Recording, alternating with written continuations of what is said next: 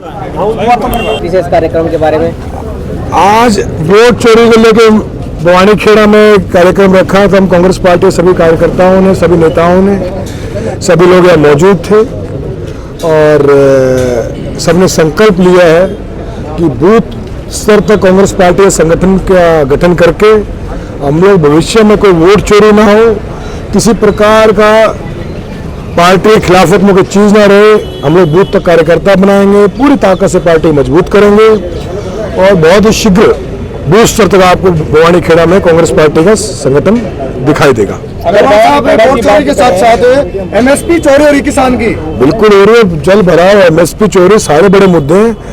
कल नेता प्रतिपक्ष भूपेंद्र सिंह हुड्डा जी ने इस पर बड़ा एक प्रेस कॉन्फ्रेंस भी की है और देखिए किसान के पूरे दोहरी मार है।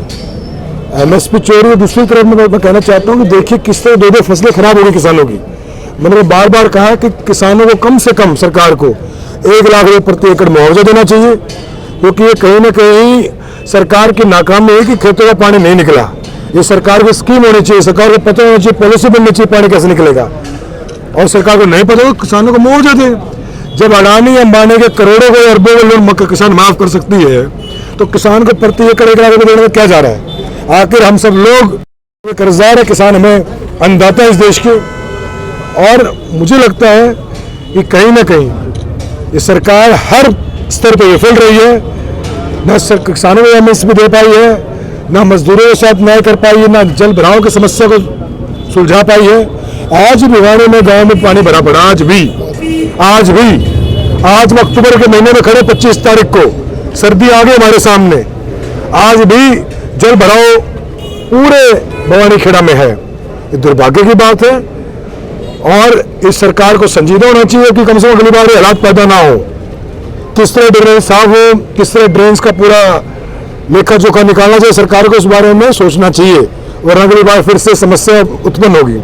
मैं डीसी भिवानी साहब से भी बात कर चुका हूँ। डीसी भिवानी जो डी साहब, उनको मैंने कहा था, साहिल जी से, पढ़े लिखे व्यक्ति, उनको मैंने कहा था कि आप लोग आइए, सब ब्यूरोक्रेट्स हैं, उनको मैंने रिक्वेस्ट की कि आप सरकार से पॉलिसी बनवाइए, अगली बार जल भराव ना हो, सारी ड्रेन्स की तो समय पर सफाई हो, ताकि अगली बार फिर से समस्याएं ना आए।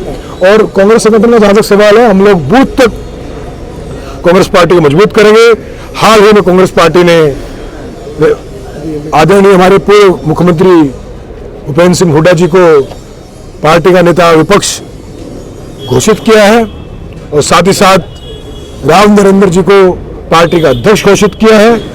अब पार्टी फिर से जमीनी रूप से हर बूथ तक संगठन बनाएगी। हम कांग्रेस पार्टी के सभी कार्यकर्ता अपने बीएलए गठन कर चुके हैं, आज उन सबकी मीटिंग भी थी और उन्हीं को जिम्मेदारी दी गई कि किस तरह वोट चोरी को रोकेंगे।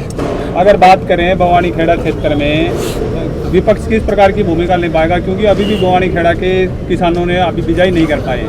मैं कहते रहे, हम तो लड़ाई लड़ेंगे विपक्ष के नाते, जो हमारे हाथ में है वो हम धरना प्रदर्शन, जरूरत पड़ी है डीसी आवास के घेराव करेंगे, जरूरत पड़ी हम सब मंत्रियों के आवास का घेराव करेंगे, जरूरत पड़ी सीएम आवास का घेराव करेंगे। ये कांग्रेस पार्टी किसानों के साथ खड़ी थी, खड़ी है, खड़ी रहेगी।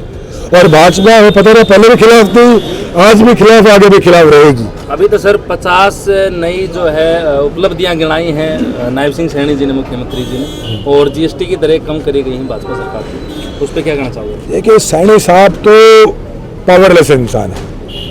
ये दुर्भाग्य की बात है कि हरियाणा में पहली बार मुख्यमंत्री इतने कमजोर हैं कि मुख्यमंत्री को ये कहना पड़ रहा है कि मेरे हाथ में कुछ नहीं है।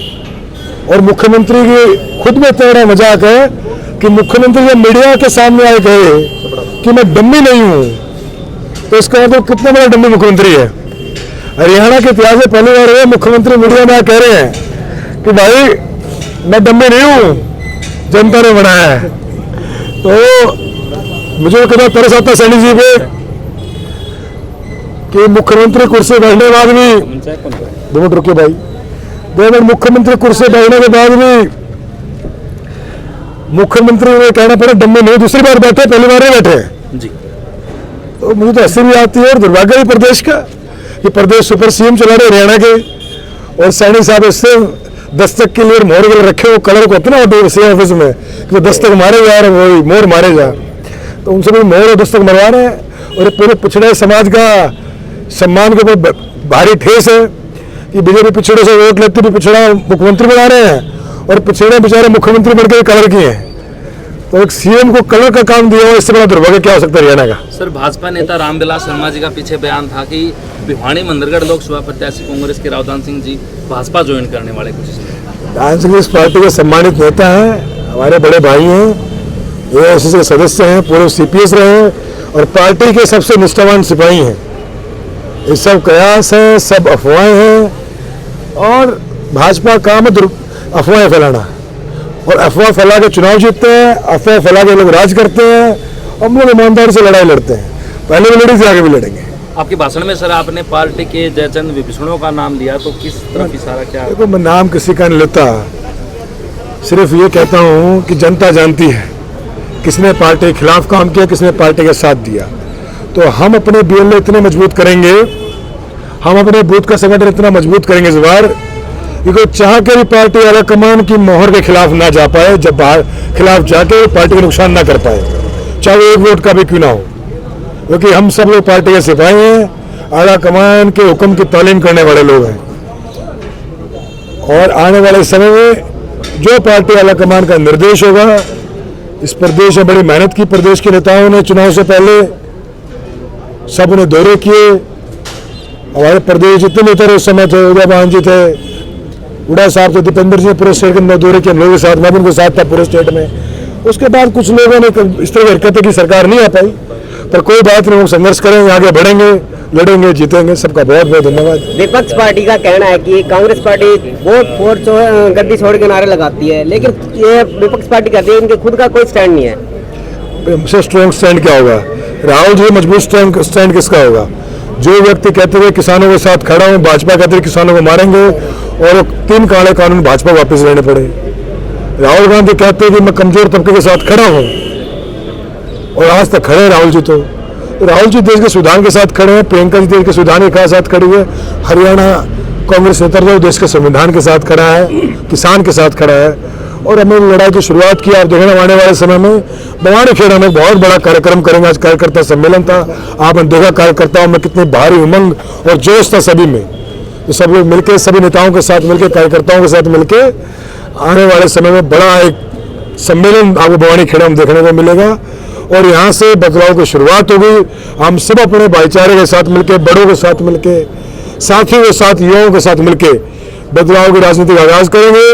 और मैं चुनाव से पहले कहता कह रहा हूँ कि हरियाणा के शासन में इस बार से कपूर जी विधायक बन गए, तो कपूर जी मुझे लगता है बेचारे की उनकी जरा सुनवाई है चंडीगढ़ में, बड़ी उनकी भी हालात बेचारे, नायब सैनी जी जो मुख्यमंत्री बन के विधायक बन के हैं, तो इनको भी वो विधायक ही विधायक है चंडीगढ़, तो सुनने में उनको विधानसभा घोषणा दिया। तो खैर जो भी है, अगली बार जब भी हम जीत के आएंगे यहाँ से, तो बवानी खेड़ा का नाम रोशन करेंगे, इस हल्के के लिए काम करेंगे। जब तक शासन में नहीं है, विपक्ष में रहे काम करेंगे और हल्के का बड़ा मान सम्मान को आगे बढ़ाएंगे। सबका बहुत बहुत धन्यवाद। पूर्व मुख्यमंत्री मनोहर लाल खट्टर जी ने संविधान के बारे में बोला कि भीमराव अम्बेडकर जी जो है संविधान निर्माता नहीं है, उनको जबरदस्ती थोपी गई थी, उस पर आप क्या कहना?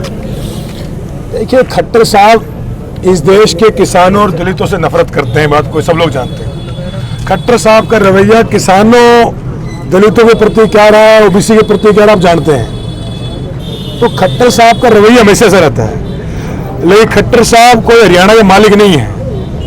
उनको जो भी किसी भी नेता का दायरा होता है भाषण का, वो संवैधानिक दायरे में होना चाहिए। और मैं तो कहता हूँ इस देश का संविधान कांग्रेस के बाबा साहब की अगुवाई में, कांग्रेस के सभी नेताओं ने मिलके, सभी उस समय के महापुरुषों ने मिलके देश का संविधान दिया। बाबा साहब के निर्देश में सबने काम किया।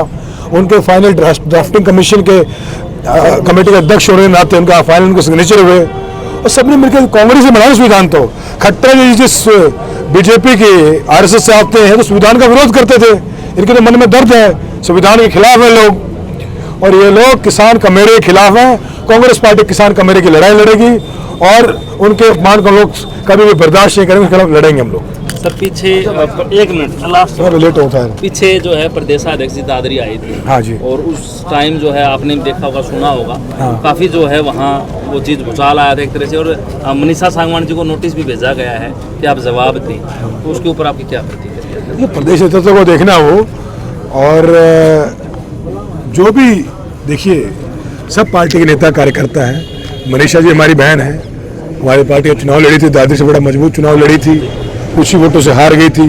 इस बेल्ट की एक महिला नेत्री हैं और जो भी होगा अध्यक्ष जी संज्ञान में है, अध्यक्ष जी उसमें फाइनल फैसला करेंगे।